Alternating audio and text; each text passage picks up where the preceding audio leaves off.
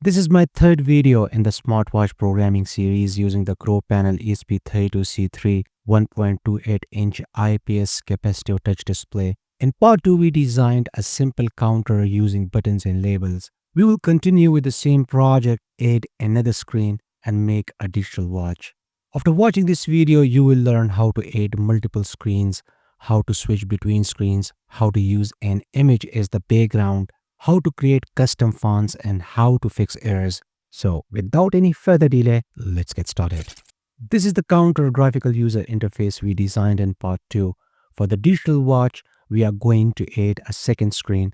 Go to the widgets tab, scroll down and click on screen. On the inspect tab, go to style and set the background radius to 240 and set the background color.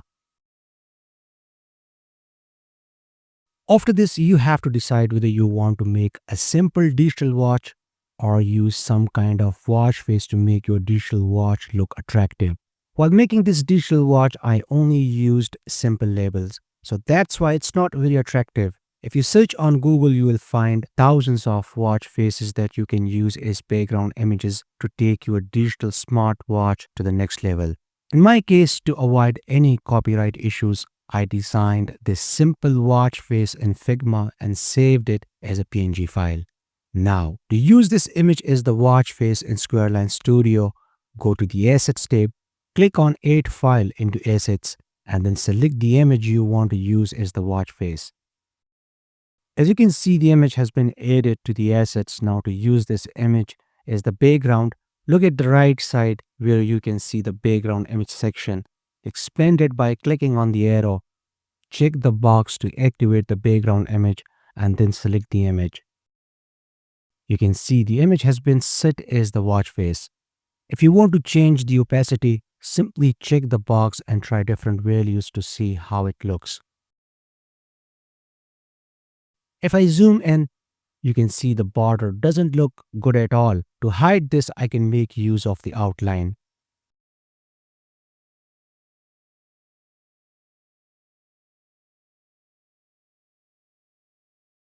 Now, it looks good. To switch between the two screens, let's say when I'm on screen 1 and swipe my finger to the left side, screen 2 should show up. And when I swipe my finger to the right side, screen 1 should show up. Let's do it. While screen 1 is selected, click the Add Event button. Set the trigger type to gesture left. Next, set the action type to change screen. Then click on the Add button. Select screen 2. Now, repeat the same steps for screen 2.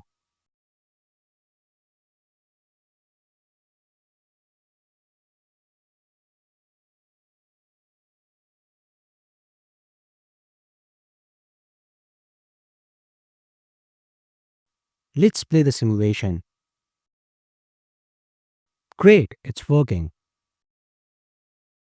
Now, let's add 3 labels for displaying hours, minutes, and seconds.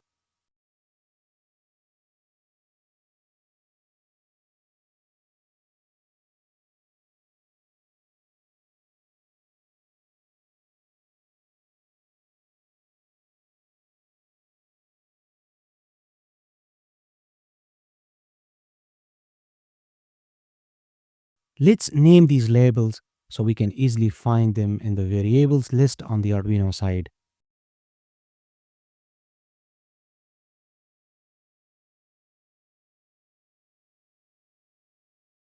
After naming the labels, next we have to select the fonts and set their size.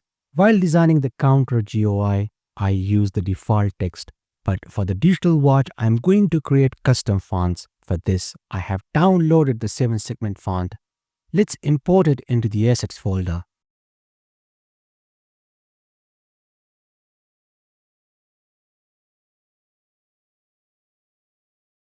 Now, let's go to the font tab and create a font for the hours label.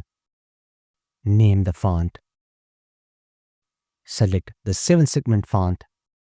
Set the font size. Finally, click the Create button. You can see the font has been created. Now, let's go back to the Inspect tab and change the text font to the one we just created.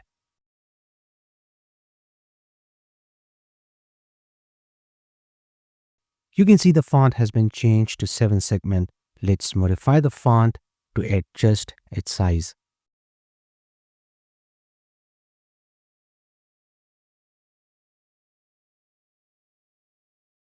I can assign the same font to minutes and seconds as well, but it's good to have separate fonts for each one so we can individually modify any font. So let's do it.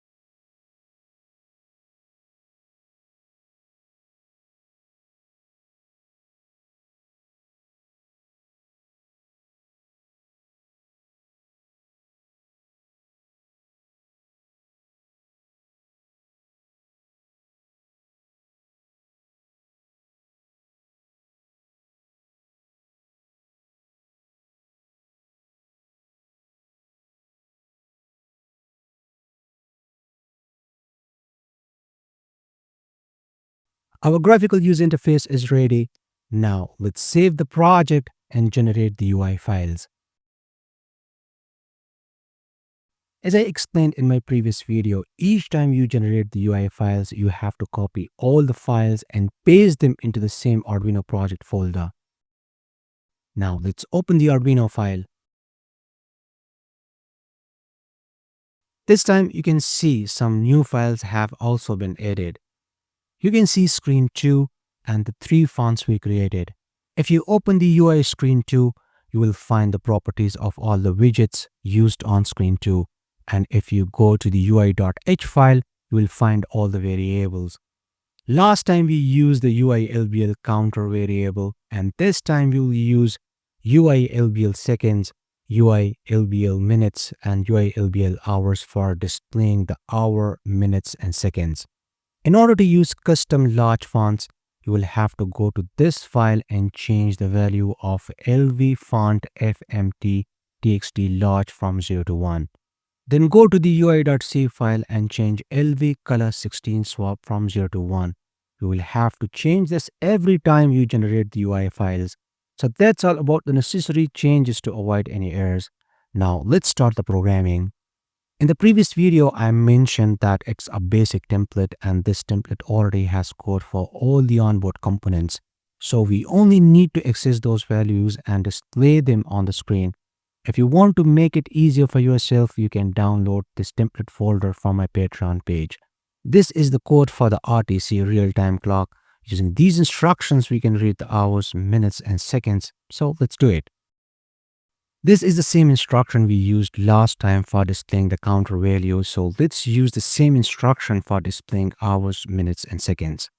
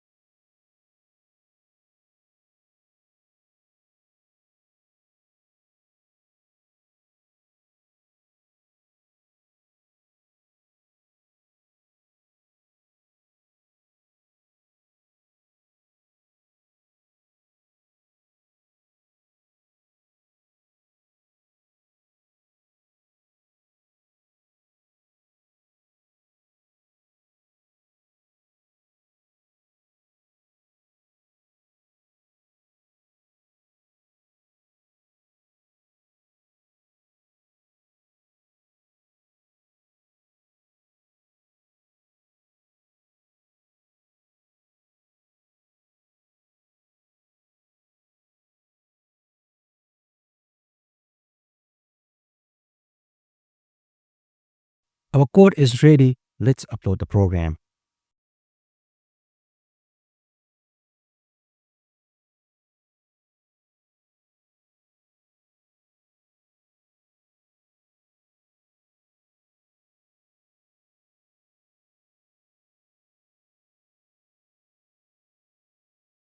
On the first screen, we have a fully functional counter, and on the second screen, we have a digital watch. So that's all for now. Support me on Patreon for more videos. I hope you liked today's episode. Like and share this video with your friends. See you in next episode, and thanks for watching.